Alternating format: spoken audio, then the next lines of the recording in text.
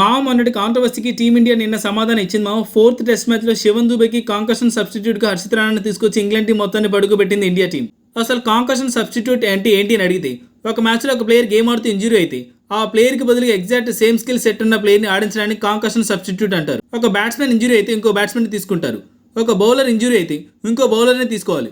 ఒక బ్యాట్స్మెన్ ప్లేస్లో ఒక ఆల్రౌండర్ని తీసుకోవాలి, కానీ ఆల్రౌండర్ బ్యాటింగ్ మాత్రమే చేయాలి. అదే ఒక బౌలర్ ప్లేస్లో ఒక ఆల్రౌండర్ని తీసుకోవాలి, అంటే బౌలింగ్ ఎక్కువ తెలిసి బ్యాటింగ్ తక్కువ తెలిసి ఆల్రౌండర్ని తీసుకోవాలి. కానీ మొన్నటి మ్యాచ్లో దూబే ఇంజురీ అయితే హర్షిత్ రాణాని తీసుకొని వచ్చారు.